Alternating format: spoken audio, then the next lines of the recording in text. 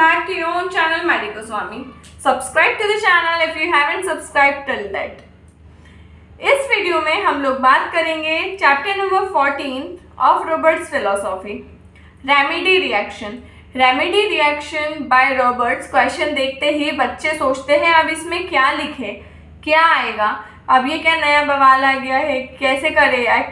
एक तो पहले ऑर्गेनॉन नहीं हो रहा है, उसके बाद में इतने सारे एफोरिज्म्स भी हैं, उसके बाद में अब 3 दिन फिलोसॉफीज भी पढ़ो, उसमें से भी कुछ भी क्वेश्चन आ रहा है। तो रेमेडी रिएक्शन में आपको लिखना है Kent's 12 observation and nothing else. नाम बदला है, चीज वही की वही है। देखो, after the administration of similimum some action should result. Similimum दिया तो कुछ ना कुछ एक्शन तो होगा ही होगा। Some action should result, it is upon the development and interpretation of the action of the remedy or the reaction of the vital force। क्यों आएगा reaction?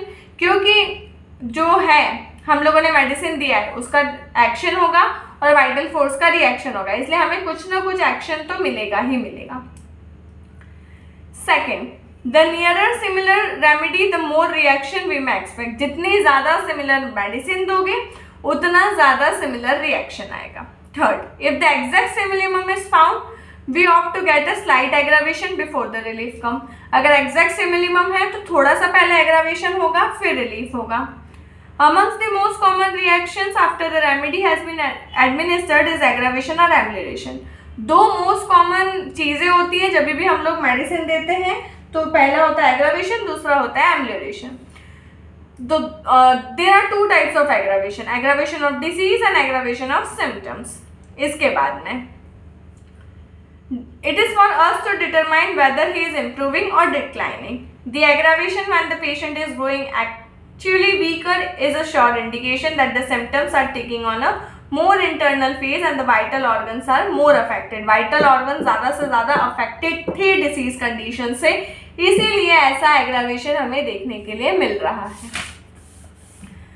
The aggravation of the disease state may come from an incurable state। जो disease है वो incurable state में पहुंच चुकी है। You must remember that we are warned in the organon to discern what is curative in medicine and what is curable in disease। हमें ये पता होना चाहिए कि मेडिसिन की क्यूरेटिव पावर क्या है और डिसीज में हम लोग क्या क्या क्योर कर सकते हैं।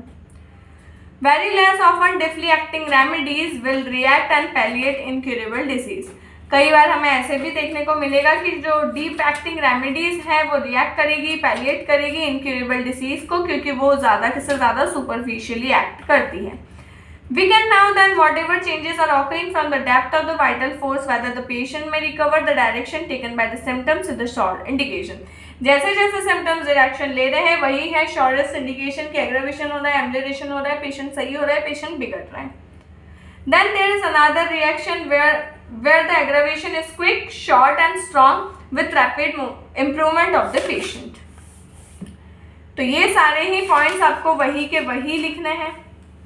No aggravation, no organic changes। Amelioration comes first and the aggravation coming afterwards। In the third observation, you will remember there was a quick aggravation followed by long amelioration। If the amelioration is too short in chronic disease, it means that the structural changes are taking place and have destroyed or threatened to destroy the proper functions of the patient। अगर amelioration बहुत ज़्यादा short है chronic diseases में तो structural changes हो गए हैं और जो भी disease condition है वो जो है बॉडी के फंक्शंस को बिगाड़ने पर तुली हुई है, या तो बिगाड़ चुकी है या तो बिगाड़ रही है। Once in a great while you will find a full period of amelioration of the symptoms yet no specific relief of the patient।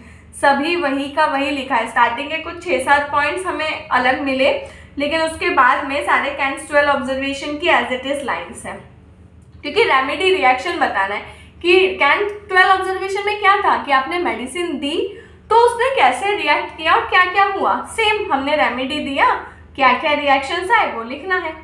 Appearance of new symptoms after the administration of remedy। By careful observation of the symptoms before selecting the remedy and careful observation of the reactions after the administration of remedy, we may have a assurance that comes from intelligent comprehension of our work and we can know when we are making a satisfactory progress in each and individual case।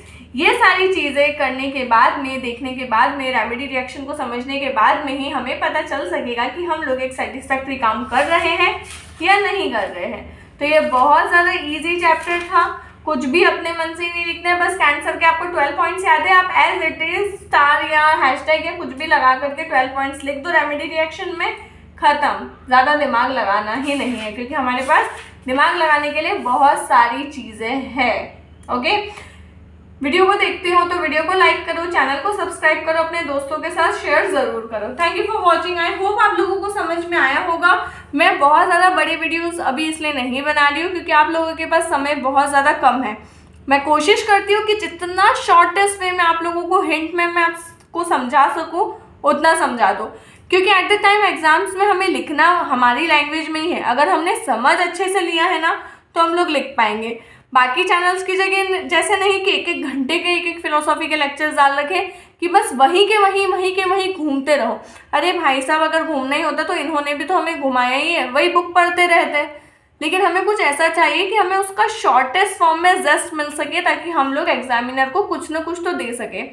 तो I hope आप लोगों को video पसंद आया होगा। Channel को subscribe ज़रूर करके जाइएगा।